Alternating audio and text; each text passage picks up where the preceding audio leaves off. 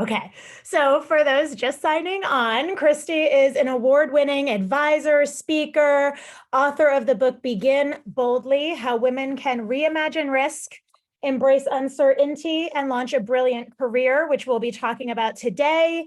She's a Rhodes Scholar who's been named by Thinkers 50 as one of the top management thinkers likely to shape the future of business. Her research and writing have been featured across publications like the Harvard Business Review, Forbes, Fortune, the European Business Review, Time, Fast Company, Business Insider, and more.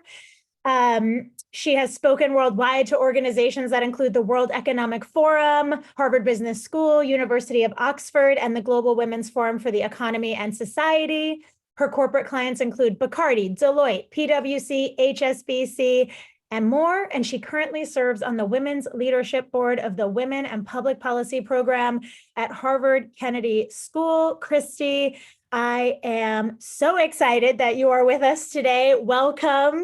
Thank you. It's great to be here.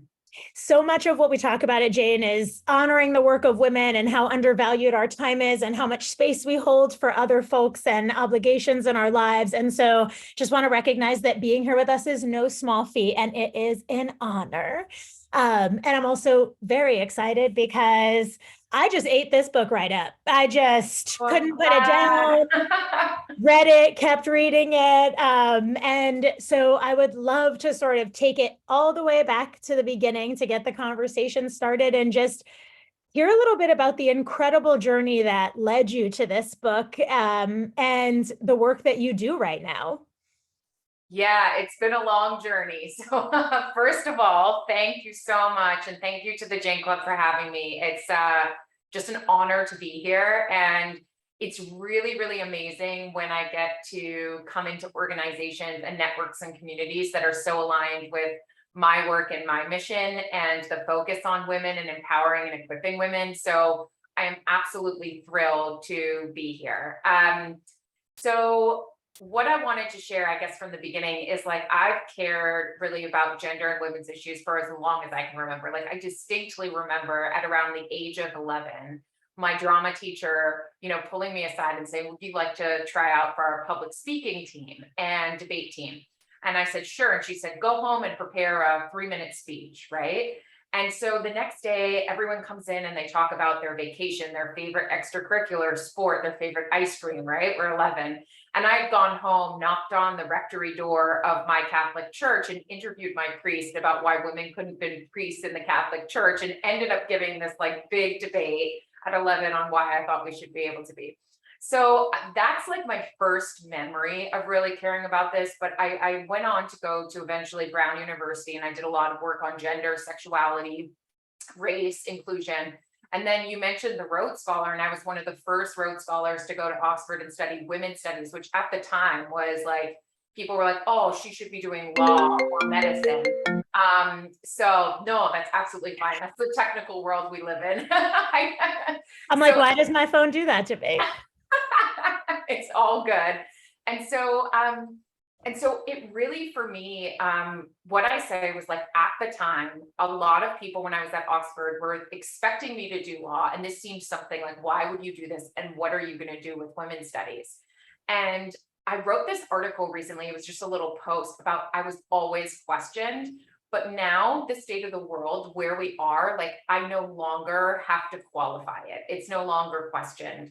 And what used to be seen, I think, even when I was younger, as issues of our mother's generation, is now so clearly it's a mainstream issue. So I know in a lot of ways, we're coming here in a time where we're trying to be energetic and excited, but our bodies are still battlegrounds. There's so much going on from a rights perspective. I won't go into it because I'll get emotional, but ultimately the silver lining, I will say, is there is great awareness and so much momentum, and that this now is a mainstream issue. And for so long, it felt like it was a sideline issue. And now I never have to justify that.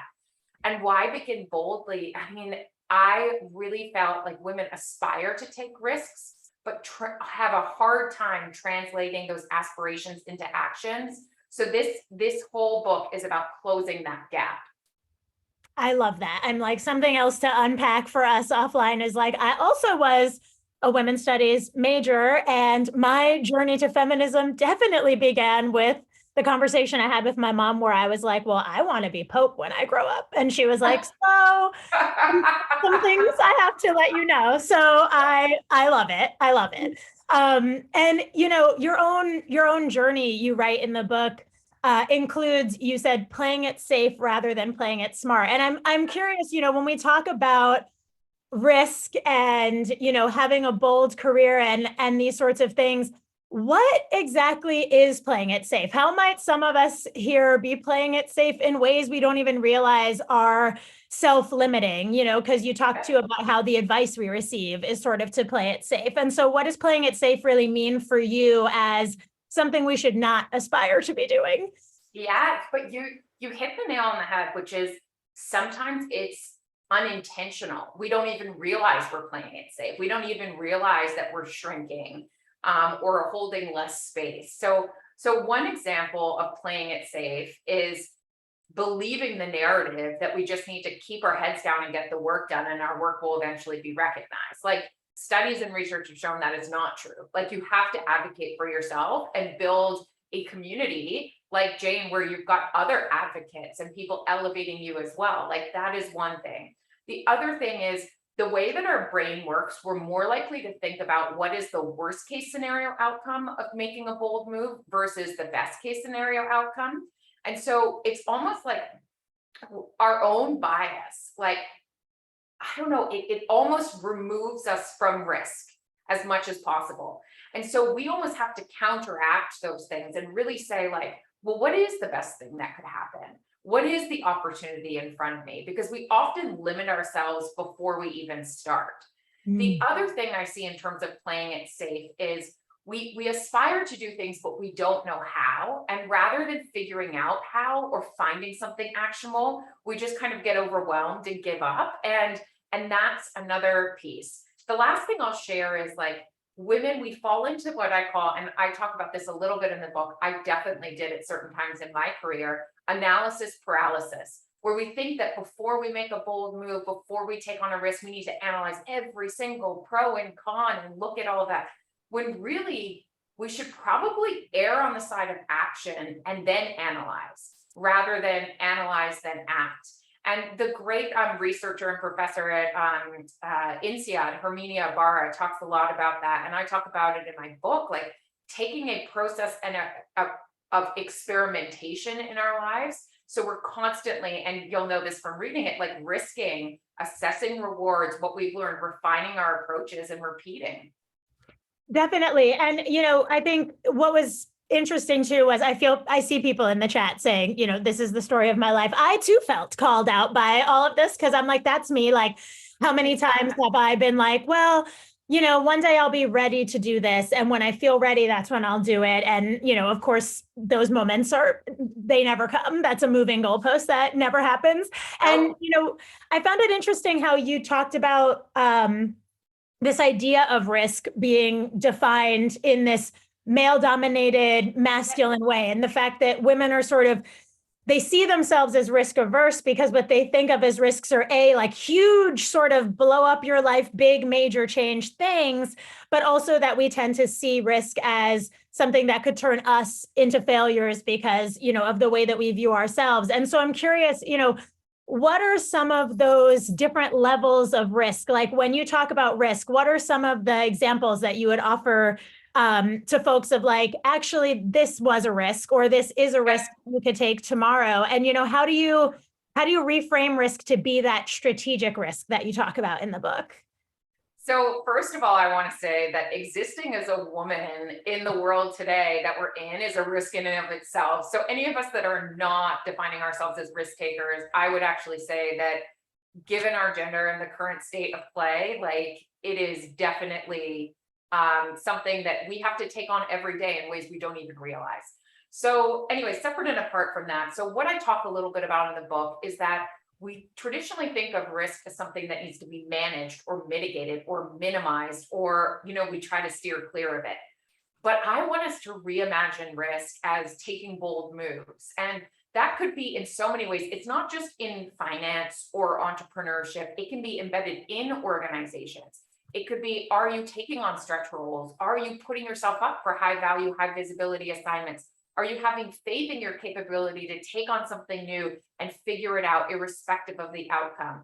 Are you advocating for yourself and others? Are you connecting with others and putting yourself out there networking? Are you using communication techniques to negotiate for your value and worth and your salary? Like, these are all risks that we can take, and we need to be really intentional about seeking them out. The other thing I talk about in the book is we often overestimate the impact of these big risks, right? Of like moving country, moving jobs, starting a business. But we don't just take one risk in life. Think of it as an investment portfolio, and that's our career. That's the example I use. We don't just take one big risk in our investment portfolio and let it sit. That's it. We want a continual investment of even little investments in our investment portfolio so we can see compounding returns. Our career, and we want a diversified portfolio. A career is no different, right? And so we underestimate the impact often of these smaller acts, but when taken in aggregate together, they can have an amazing impact. Using your voice more in meetings, offering to present to a client, leading a project, like these things that when taken in aggregate are so powerful in our careers. I loved it. And, I think it was interesting, sort of this idea of redefining risk. And that was sort of a recurring theme too in the book, right? Like these things that we need to rename them. We need to adjust our definitions of Yes. them. And, I felt like there were these key words that kept popping up: flexibility, agility, adaptability, these ideas. And, you talked about the fact that women tend to view, it's like, we're not just afraid that the risk won't pan out. We're afraid that that means forever we'll be failures who tried to take a risk and didn't, and that'll be a permanent part of our identity. And so how do we, you talk about the inner game and the outer game. And so how do we start getting that inner game right to become more comfortable with risk, to become advocates for ourselves, and to recognize, that, like you said, everything is a risk for us. So why not be taking the risks that matter? Yeah, it's so good. So yes, so anyone that knows the work of Carol Dweck knows the work on mindset, and that from a young age, boys are more likely to say, I got an F. That's data. Why did I get an F? I'm going to use it to improve, right? But women from a young age are more likely to say, I got an F, I am a failure. And what I call that is outcome identity conflation, right? So we are the outcome of whatever we just did, whatever risk we just took. But we really need to separate that. And so the model in the book of the risk, reward, refine, repeat, the refine phase is, am I going to let the outcome of this risk taking define me or refine me? And the whole purpose is we're constantly being refined throughout life. And if we're not being bold enough and facing those moments of refining ourselves, we're not going to live a rich existence. And so it's the idea that failure is not fatal. I need to stop that identity outcome conflation. And I need to use the outcomes of risk taking, good or bad, not to define me, but to refine me. And then the other piece, and I think you're hitting on this a little bit, is just our inner game. Well, I think risk taking is the most important skill set you can have in your career and life. Your inner game to get there is really compiled of like 3 mindsets. And it's the courageous mindset, the curious mindset, and the agile mindset.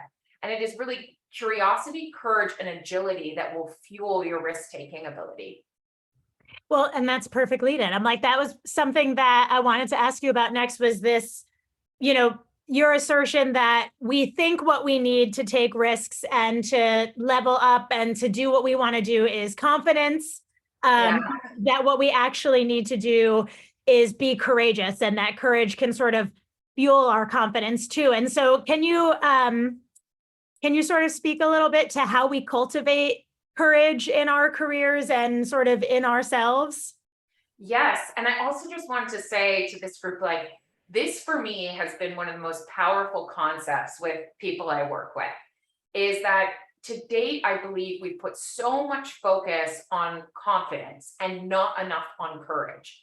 And what I realized was when I was doing research with executives, they were saying, oh, the most important thing for women, the biggest gap we need to address is their confidence. But then when I went around the world and I was interviewing some of the most successful female executives and leaders, they showed up with self-doubt, fears. They were like, why are you interviewing me? I'm not sure this is it. And I'm like, well, you're just CEO of one of the world's top companies, right? And so I was like, wait, confidence isn't a prerequisite for success because these amazing women weren't showing up confidently. And so I said, we're actually putting the focus in the wrong area. What they do, they don't show up confidently every day, but they show up courageously every day. So we always talk about cultivating confidence in girls and women. I would love to flip the script and say, stop focusing on confidence, try a little courage instead. And the reason why is if we wait until to feel confident before we make a bold move, you just mentioned, we'll be waiting forever. We will be waiting. Confidence, if I waited every single time to feel confident before writing my book, before getting up in front of thousands, before speaking to a group, then I would never put my voice into the world. But what I am is courageous in the absence of confidence. So if I can leave this group with one thing, it is don't wait to feel confident. Be courageous in the absence of confidence. And guess what? Confidence will be the byproduct or output of that. And I feel like the really interesting thing too is that connection between curiosity and courage. Because, I mean, I felt very seen by the parts of the book where you talk about, how many times have I gone into a negotiation or had an excellent idea, but when I present that idea, all I've prepared for is for someone to say no to me. And so I'm already on the defensive with them. And you talk a lot about how our fears are the self-confidence that we think we don't have in that moment actually can be alleviated by just allowing ourselves to ask questions. And I would love to hear you talk a little bit more about the power of being curious and just being willing to ask questions, especially when so many of us are worried that asking questions makes us look needy or like we don't know anything, Yeah, so it's a tool that I wish I learned earlier. And I share in the book that because I come from a debating public speaking background, I used to come into negotiations like guns blazing, defensive. This is my market value. This is all the data. Here's my background. Here's my rate. Here's the competing offers. And in a couple cases, it backfired for me. And I was like, what am I doing wrong? Like I'd studied negotiation, everything. And I had been told from the time I was young, from a teacher and a coach that, Christie, when you walk into a room, the way you talk has to counter what everyone's going to think about you. So lower your voice, don't ask questions, no upticks. And those are all like powerless forms of communication. But what I realized was questions are actually the most powerful. And they are the most powerful, especially for women, because they help us navigate the gender bind, where people might view a man as confident as us as aggressive or abrasive. By using questions strategically, you can address your own fears and also address the gender bind. So let me give you an example. When we go into networking situations, we often feel nervous, antsy, gross, yucky. It kind of feels sleazy. I've got to present myself like I'm trying to get something. It's horrible, right?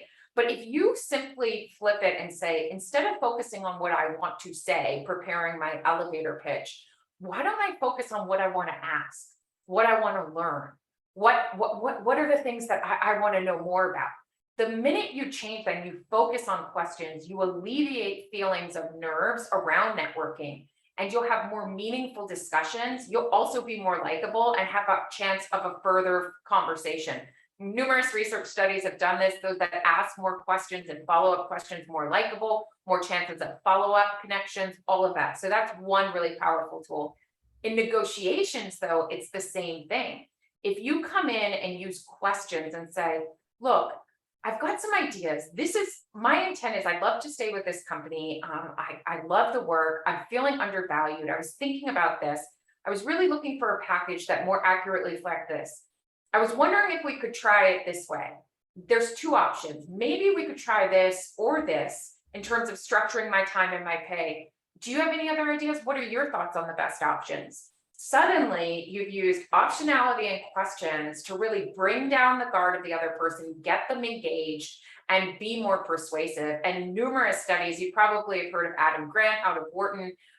He did a TED Talk years ago, the research of Alison Fregal, who was looking at how women use this in negotiations in the workplace. And it was really powerful.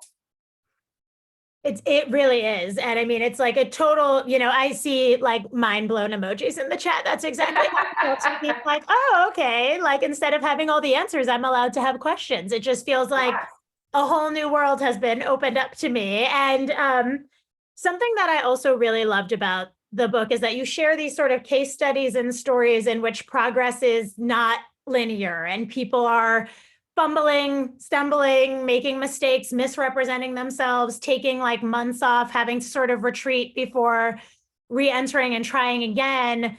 And so I'm curious, we're in these, I feel like we've been in like a 2.5 year moment of flux and transition, and there's so much that's up in the air. And a lot of times right now, it feels like the ground is just not even beneath our feet, right? And so I'm curious, like how can we keep cultivating courage and curiosity and challenging ourselves to take risks, even when, things sort of feel unstable, things feel like they're shifting, and it might feel like the stakes are so high because we don't have anything to ground us right now. It's such like a moment of pivoting and transition. And so I'm curious, like, how does that carry through in those times? I just think if you wait for the perfect time to risk, you'll never. And so I think, yes, we can talk about economic, political, social, health crisis, reckonings, environment, everything going on right now. But ultimately, we have to focus on what we can control. And in the book, I provide a model on how you can assess risks and decide whether they're worth making. And the S in this model, because it's an acronym, is around support. And the whole concept is like, I think the idea of being self-made, I don't say this in the book, but I think the idea of being self-made, so BS, because I think we're all interconnected. I think, and all of the amazing women that I've met, they're like, no woman's an island. Like someone somewhere has contributed to our journeys. And the idea with the S in the bold moves method is have a support network, have success advisors that are risk takers, have stakeholders, have a safety net, so that as you take these risks in an environment where it feels unstable, you're not going at it alone. So you're talking, and then if you fall and falter, you have someone to help you out. But if you do well, and then you're like, oh crap, how am I going to rise to the occasion when I feel so depleted and I feel so, everything's uncertain, you'll have someone to help you rise and get there.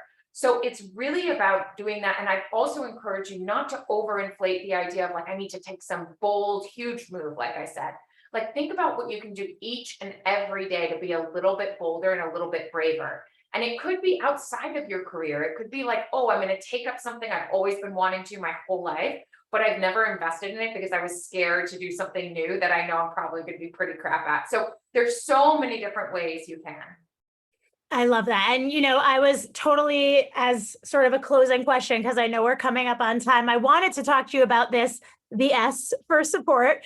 Obviously, we are big fans of women coming together to support each other here at Jane. And I'm curious, in a community like this, in our workplaces, in our social lives, can you speak a bit to almost what strategic support looks like? How can we strategically lean on our communities and our confidants? And why does it also matter that we figure out ways to strategically support other people in our careers to really like bring it full circle?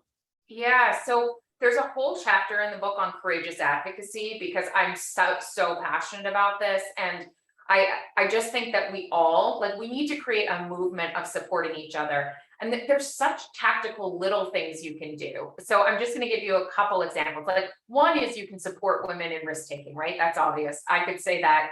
But the other thing is like little things. Like if I came on and introduced myself, because of the double bind, I'm likely to be viewed as competent but not likable. And so one way around that, because the state of play in this society, that's tough. I hate that it's that way, but a way around that is introduce your female colleagues leading with their credentials.